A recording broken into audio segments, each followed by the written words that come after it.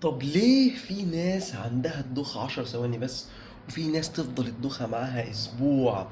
ودي من أهم الأسئلة، لأن المدة هنا بتغير التشخيص كله بالكامل. لو واحد قال لك مثلا الدنيا لفت يعني كل مرة أبص فوق 30 ثانية وتقف، أول حاجة هتيجي في دماغ الدكتور إيه هي؟ مش ورم ولا جلطة، هيفكر في البناين باروكسيزمال بوزيشنال فيرتيجو اللي هو BPPV. ماشي، ان ده النمط الكلاسيكي، نوبات قصيرة مرتبطة بحركة الراس وتخلص، واما تقول صحيت من النوم والدنيا لفت ماشي 24 ساعة متواصلة، هنا يبقى القصة مختلفة تماما. هنا الطبيب ممكن يبدأ يفكر في احتمالات زي التهاب العصب الدهليزي، ماشي، اللي هو بتاع الودن، او التهاب الاذن الداخليه، ماشي، او بعض مثلا الاسباب المركزيه، ماشي، يبقى عشان نعمل بقى ايه المركزيه، يعني حاجه في المخ، ماشي. فده هنا يبدا ياثر على قراري انا كدكتور. مده الدوخه، طريقه بدايتها، دي من اهم مفاتيح التشخيص. طب لو واحد قال لي مثلا لا والله ده مره كل شهر، تفضل 4 ساعات ومعاها زن في الودن، دي قصة تالتة. ولو قال كل ما اقف احس اني هقع، يمكن بيكون يعني ده قصة تانية. بس اللي بيقول كل ما اقف احس اني هقع ده هيخرجنا بره الفيرتيجو تماما، بره الدوخة تماما. ده هيخلينا ندخل في فصل انا شايفه من اهم الفصول في الفيديو العظيم اللي احنا بنعمله ده. بص، اكبر غلطة في تاريخ الدوخة، اغلب الناس بتدور على اسم المرض، لكن الدكتور الشاطر هنا بيدور على مش بيدور على اسم المرض، هو بيدور على النمط. يعني بدل ما يسأل عندك ايه، يسأل ابتدت امتى، فضلت قد ايه، بتيجي كل قد ايه، ايه اللي بيطلعها، ايه اللي بيخففها، في ضعف، في صداع، في فقدان سمع، في زغلله، في اغماء. الاسئله دي ممكن تكون اهم من الرنين المغناطيسي. وده سبب ان مريضين يقولوا نفس الجمله عندي دوخه، لكن واحد يطلع عنده اللي هو الدوخه البسيطه بتاعت الودن دي بتاعت الاذن الداخليه، واحد يكون عنده جلطه في المخيخ، والتالت عنده انيميا، والرابع عنده قلق، والخامس عنده مشكله في القلب. الكلمه واحده، دوخه، لكن القصه هنا مختلفه تماما. وده بالضبط السبب ان الارشادات الحديثه كلها بقت تركز على طريقه بدايه الاعراض ومدتها، ايه اللي بيثيرها، ايه اللي بيزودها، ماشي، مش كلمه دوخه لوحدها. طيب دلوقتي احنا كنا بنتكلم عن الودن، لكن لو قلت لك بقى ان الاذن اصلا ممكن تكون بريئه، وان في عضو تاني لو حصل فيه مشكله صغيره هيخليك تحلف ان المشكله في ودنك، هو انا ممكن مخي يضحك على ودني، مش ودني بقى، ممكن يبقى عندي جلطة وأنا فاكرها مجرد دوخة. امم خليني أخوفك شوية وبعدين أطمنك. كل واحد فينا سمع عند حد قال أنا عندي دوخة بسيطة، وبعد كام سنة طلع جلطة. فهل كل دوخة جلطة؟ طيب هل كل دوخة بسيطة؟ برضه لأ. وده اللي بيخلي الطب هنا بصراحة ممتع ومرعب في نفس الوقت، ماشي. عارف الفرق بين الكهربائي الشاطر والكهربائي اللي هيولع لك في بيتك؟ اللي هيولع لك في البيت أول ما النور يقطع يغير اللمبة، لكن الشاطر يسأل هل المشكلة في اللمبة، ولا المفتاح، ولا في السلك، ولا في لوحة الكهرباء، ولا المحول اللي بره خالص، ماشي. الدكتور الشاطر بيفكر بنفس الطريقة بالظبط، هو مش بيقول دي دوخة، لا، مين اللي بوظ نظام التوازن، ماشي. هنا المخ هو مدير الشركة. احنا طول الحلقة كنا عمالين نتهم الودن، بس الحقيقة ان الودن مجرد موظف، اما المدير الحقيقي هو المخ، ماشي. جزء يعني خصوصا جزء صغير قوي في المخ اسمه المخيخ، ماشي. رغم انه حوالي هو 10% بس من مساحة المخ وكمية المخ، لكن هو يحتوي على اكتر من نص الخلايا العصبية في المخ كله. ليه؟ لان هو مهندس الحركة، كل خطوة بتمشيها هو بيراجعها، كل حركة عين هو بيراجعها، كل توازن هو اللي بيحسبه، كل ميلانة بسيطة هو اللي بيصلحها قبل ما تحس بيها اصلا.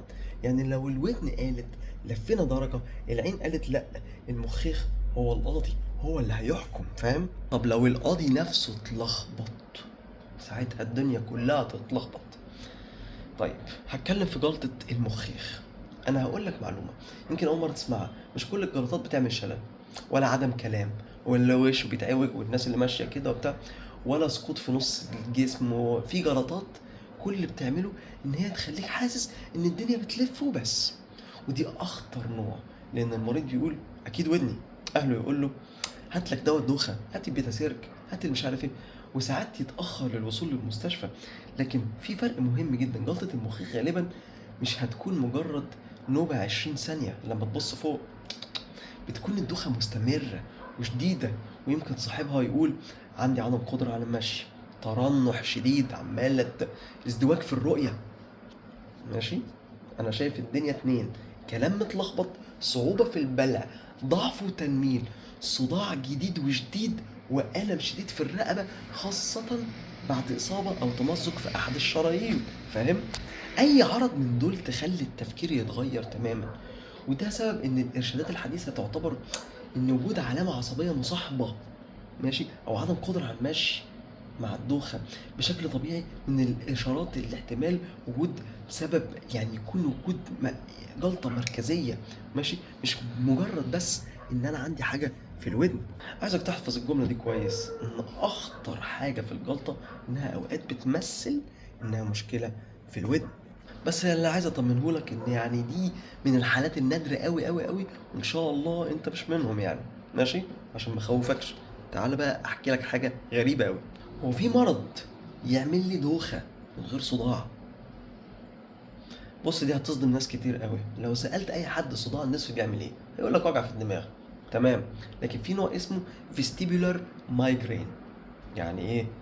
صداع نصفي بسبب مراكز الاتزان عندي، وده هيعمل دوخة ولف وعدم اتزان، حساسية للنور، حساسية للصوت، إحساس إني مش ثابت، وأحيانا من غير أي صداع خالص. يعني في ناس بتلف على 15 دكتور ودن وتعمل أشعات وتطلع سليمة، وفي الآخر المشكلة أصلها نوع من أنواع الشقيقة اللي هو إيه؟ الصداع النصفي. وده أكتر الأسباب شيوعا لنوبات الدوار المتكررة، مش مرتبطة أصلا بحركة الراس. ماشي، وبيحصل وساعات تحصل أساسا وما عنديش نوبة الصداع. يعتمد تشخيصه هنا على القصة المرضية ومعايير محددة، مش الأشعات بس. بص، هو التوازن ده هي أكبر عملية تصويت في جسمك. ماشي، انتخابات. أنا عايزك تتخيل إن أنت عندك شركة فيها 3 مديرين: المدير الأول الودن، المدير التاني العين، المدير التالت الإحساس بالعضلات والمفاصل زي ما قلت لك، وفي الآخر الرئيس التنفيذي هو المخ. كل واحد عمال يبعت لك تقارير هنا. لو التقارير كلها متفقة تمام، خلاص تمام. لكن لو واحد من المديرين، ماشي، باعت اشاره غلط، الاتنين التانيين هيبقوا ايه؟ هيقول لك لا لا لا خلاص، فانا هاخد هنا راي الاغلبيه وهبدا ابقى متوازن. عشان كده في ناس عندها بقى ايه، مثلا انا عندي ودني تمام، عيني تمام، مفاصلي مش تمام. فانا ودني وعيني تمام، ماشي، مفاصلي مش تمام، مفاصلي بعت اشاره غلط، ودني معيني قالوا لا لا لا سيبك منه، احنا فاهمين، فانا متوازن. بس بعد كده رحت مغمض عيني، حسيت بدوخة. ليه بقى؟ جسمي مش تمام، مفاصلي مش تمام، لكن ودني قالت احنا متوازنين، جسمي قال لا، اروح فاتح عيني بسرعة. في ناس يا عيني بتخاف تغمض عينيها لانه عنده يا ودن وحشة، يا مفاصل جسمه، يا عضلات وحشة. طب بقول لك ايه، بعد الكلام الكتير ده كله، الودن سليمة والمخ سليم والعضلات تمام، طب مين لسه متهم؟ القلب، الضغط، السكر، الغدة، فيتامين بي 12، اللي هو فيتامين بي 12، الحديد، فيتامين د، الأدوية، الأنيميا، أمراض مناعية، قلة نوم، مين؟ بص، هو لو ودنك سليمة ومخك سليم، مين المتهم هنا؟ خليني أسألك سؤال: لو العربية ما بتدورش، أول حاجة هتغير الموتور؟ لا، ممكن البطارية، ممكن البنزين، ممكن الكونتاكت، ممكن فيوز.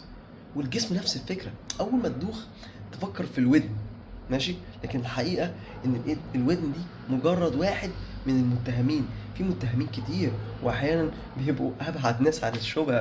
هنا القلب ممكن يكون هو اللي بيضحك عليك. تعال نتفق على حاجة: المخ أغلى عضو في جسمك، وعشان يشتغل لازم ياخد دم كل ثانية من غير انقطاع. لو كمية الدم دي قلت حتى اللحظات، المخ هنا هيبدأ يشتكي، وأول شكوى غالبا هتبقى الدوخة، مش لف، لكن إحساس إنك هتقع، ماشي، أو إن الدنيا هتسود أو أنت هتغمى عليك. وده خلينا نسأل: ليه هنا الدم قليل؟ ممكن يكون الضغط مثلا نزل، ممكن يكون مثلا الجسم حصل له جفاف، ممكن ممكن القلب نبضه سريع او بطيء غير منتظم، ممكن في مشكله في صمامات القلب، او نادرا في ضخ الدم نفسه ممكن. وهنا الدوخه مش جايه من الودن، جايه من ان المخ مش واخد البنزين الكفايه. لو لقيت نفسك كل مره بتقوم من على السرير بسرعه تحس ان الدنيا اسودت وبعدها بكام ثانيه ترجع طبيعيه، ماشي، ده اسمه اورثوستاتيك هايبوتنشن. يعني ايه الكلمه دي بقى؟ هقوم من النوم، هقوم من على السرير، قمت بقى مخي عكس الجاذبيه. الجاذبيه ماشي، انا نايم قلبي عمال يضخ كوبايه دم كل ثانيه، جيت قمت وهو بيضخ الكوبايه دي ما بقتش قادره تملى المواسير، المفروض ما يضخ كوبايتين عشان يملى المخ دم، فانا عايز املى المخ دم، ومفروض ازود، اروح ماسك الخرطوم كده واروح عامله كده، وانت بتسقي الجنينه عايز تبعد تطلع الدم بعيد ابعد، عكس الجاذبيه عايز انت عامل الخرطوم كده اهو، تروح قافش عليه كده تزود الضغط. لكن انت ما عندكش فتنس، انت ما عندكش لياقه بدنيه، فانت جيت تقف، جيت بعد ما وقفت رحت دايخ، ما حصلش اللياقة البدنية بتاعت الشرايين ان هي تقفش على الدم كده اهو وتروح بعداه عشان تملى المخ دم. فالرد الفعل ده عندك بطيء لان انت الفتنس بتاعك واطي، او انت بتدخن، فانت الفتنس بتاع او اللياقة البدنية بتاعت الاوردة بتاعتك ضعيفة. ده مش قلق، ما تقلقش من ده، عادي. انت واحد بس، انت لو اتمرنت وصحيت بدري وكلت كويس وبطلت التدخين ده هيقل. انت بتدخن، استحمل بقى العرض ده، ما يجيلكش منه بانيك اتاك واروح اخد ادويه عشان انا واحد مدخن. لا، ما هو انا ضغط الدم بتاعي ما بيظبطش بسرعه، ما عنديش الفتنس ده، خلاص. ما هروحش اتخض بقى ان انا هموت، لا، ده بس حاجه اسمها اختلاف في ضغط الدم الوضعي. حسب ما بغير وضعي بيحصل اختلاف في ضغط الدم، بيقعد مثلا 15 ثواني وبعدين انا تمام. عشان كده بابا وماما العواجيز قوي او كده او جداتنا بييجوا يقوموا يقعوا دوخة يا ابني بالراحة يا ابني شوية، وتروح بعد كده قايمة. تعالى بقى اكلمك عن متهم تاني خالص وهادي كده، المتهم الهادئ، الأنيميا، تعب، خمول، نهجان، وجع دماغ، تركيز قليل، دوخة، خفقان وبرودة. المرض ده هو الأنيميا. تخيل إن أنت عندك 1000 عربية نقل، كل عربية نقل بتشيل أكسجين وتحوله للمخ هيموجلوبين. يعني الهيموجلوبين ده اللي بيشيل، دي عربيات النقل بتاعتي هي اللي شايله الاكسجين وعايزه توديه للمخ والقلب والعضلات وفجاه نص العربيات اختفت، الهيموجلوبين بتاعه وقع، انيميا. هيحصل ايه؟ كل الاعضاء هتستلم اكسجين اقل، واول واحد مين هيشتكي؟ المخ. اه، يعني انا رحت اعالج البانيك اتاك وانا اصلا عندي انيميا؟ الله، طب ما كنت احلل.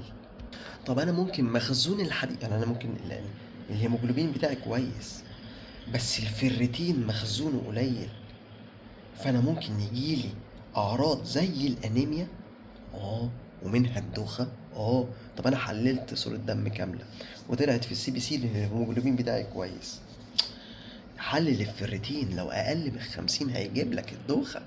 بس هنا انت مسميها دوخة، الانيميا ما بتعملكش احساس ان الاوضه بتلف، هي تعمل لك خف في الراس كده، احساس بالاغماء، يعني ان انا هيغمى عليا، ضعف، عدم تركيز، عدم ثبات، بنسى كتير. وده فرق مهم جدا لان الناس كتير بتقول انا لفيت، ولما سالتها انا اصلا انا ما كنتش بلف اصلا، يعني فاهم انت؟ طب انت ما لفيت دلوقتي ضغط؟ لا، انا كان هيغمى عليا. وده بيفرق هنا التشخيص، ان هنا انا هيموجلوبيني واطي ولا عندي مشكله في ودني. فيتامين واحد بقى ده موضوع تاني ممكن يخليك تقع من طولك. خليني اقول لك ان فيتامين بي 12 ده مش مجرد فيتامين، لا، ده فن صيانه الاعصاب. كل عصب عليه طبقه عازله اسمها مايلين، الطبقه العازله دي عامله زي البلاستيك اللي مغلف السلك الكهربي بتاعي. لو العزل ده بتاع السلك ابتدى يبوظ، الاشاره العصبيه هتبقى ابطا واضعف، واحيانا الاشاره العصبيه دي تقف خالص وتضيع. يبدا بقى الشخص يحس بتنميل ووخز وضعف في الاحساس وعدم اتزان. ما انا قلنا انا بستلم كل احساس الاتزان بتاعي من اعصاب جايه من جسمي، ماشي. طب انا الاعصاب الغشاء بتاعها باظ، يبقى انا دلوقتي ما بطلعش اشاره عصبيه كويسه عشان الفيتامين بي 12 بتاعي وقع. ماشي. ف- فحس ان انا ايه بقع في الضلمه وماشي على سفنج وبتاع، كل ده احساسات من نقص فيتامين بي 12. احلل واشوف. يبقى دي نقطه مهمه جدا، ان يبقى نقص الفيتامين بي 12 غالبا ما بيعملش ان الاوضه بتلف، زي ما قلت لك، تنميل ووخز وضعف احساس، عدم اتزان، كاني ماشي على سفنج واقع في الضلمه. ماشي. ممكن يعمل امبالانس شديد، يعني انا عدم اتزان قوي ماشي اوكي، لكن ما الف الاوضه بتلف، ده قصة تانية. ماشي. وده سبب ان بعض المرضى كل اشعتهم سليمة، ولكن المشكلة في العصب نفسه. فاهم ازاي؟ طب فيتامين دي، ودي من اكتر الاسئله اللي بتسالها، يا دكتور انا عندي نقص فيتامين د وده يسبب الدوخه. الاجابه مش بنفس البساطه، بس فيتامين د يعني مش من الاسباب الكلاسيكيه للدوخه، لكن في بعض المرضى بيتكرر بيتكرر باستمرار معاهم حصول اللي هو الدوخه بتاعت الودن دي بسبب نقص فيتامين د. ودي الدراسات اثبتته، بس مش عارفين بالظبط ايه السبب يعني. بس مبدئيا لو فيتامين د عندك ناقص، ده من احد المتهمين. طب الغده الدرقيه، امم الغده دي زي مدير السرعه كده، لو شغال ببطء الجسم كله يشتغل ببطء. ماشي. تحس ببطء وتعب وخمول، امساك، احساس عدم تركيز، واحيانا دوخه وعدم اتزان. ولو شغاله بسرعه يحصل خفقان ورعشه وقلق وتعرق واحساس بالدوخه. فالاتنين دول ممكن يكون الغده الغده عاليه، افرازاتها عاليه او افرازاتها واطيه، اللي هو الغده الدرقيه، تعمل لك الاحساس ده. لكن خد بالك يعني الغده نادرا جدا لما بتعمل اللي هو اللف ده، لا لا، هي تعمل لك الدوخه، لكن اللف الاوضه اللي بتلف بيها اللي بتاعت الفيرتيجو لا، هي تعمل للدوخه. وده فرق كبير، فاهم ازاي؟ يعني لان الدوخه دي لا، دي حاجه يا اما في جهاز الاتزان، يا اما في مخي، يا اما في ودني. لكن الاحساس بتاع اللي هو الدوخه الخفيفه وعدم الاتزان ده ممكن تكون من الغده فعلا. طب السكر، ناس كتير اول ما تدوخ تقول لك بس خلاص انا جالي السكر. مش دايما. لكن لو السكر نزل جدا المخ بيجوع، ولان المخ بيعتمد على الجلوكوز بشكل اساسي، هيبدا يشتكي، فتلاقي رعشه وعرق، جوع، خفقان، تشويش، دوخه، واحيانا اغماء. ولكن برضو ده غالبا مش الفيرتيجو او مش اللفه الاوضه بتلف بيا اللي احنا قلنا عليها، لان لو السكر عالي جدا او الجسم فيه جفاف شديد جدا، برضو الدوخه ممكن تحصل. الادويه، القاتل الصامت. عارف ايه اكتر سبب الدكاتره بينسوه؟ الدواء نفسه. ممكن تبدا دواء جديد بعد يومين تحس بدوخه، اكيد ودني، وتعمل رنين واشعه وتلف على 5 دكاتره، وفي الاخر يطلع السبب الحبايه اللي كنت باخدها من اسبوع. في ادويه تنزل الضغط، وفي ادويه تبطئ النبض، وفي ادويه تعمل نعاس، وفي ادويه تاثر على الاذن الداخليه، وفي تاثر على المخ. فلازم من الاسئله اللي تسالها الدكتور تقول له طب انا باخد ادويه كذا كذا كذا كذا. ماشي.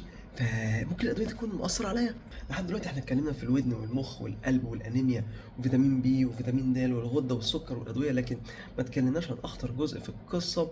ماشي. الامراض المناعيه والتصلب المتعدد، المنيير، اورام العصب السمعي بعد الف شر، التهابات الاذن الداخليه، وفي امراض كتير. في مرض اسمه بي دي، مش عايز يعني الجزء ده، يعني ده هيخش بقى في الامراض الاقل شيوعا، ودي بتبقى واضحه قوي للدكاتره، ما تخافوش هتتشخص بسهوله يعني. بس يعني لو لفيت على الدكاتره كتير وانت يعني محدش شخصك بالامراض الخطيره اللي انا لسه قايلها لك دي، تقريبا يعني انت من الجزئين اللي فاتوا دول. ماشي. انا اسف طولت عليكم، ده نهايه الجزء الثاني للدوخه. واكتبوا لي اسئلتكم في الكومنتس وانا اسف لوقتكم، وهذا والله اعلم. السلام عليكم.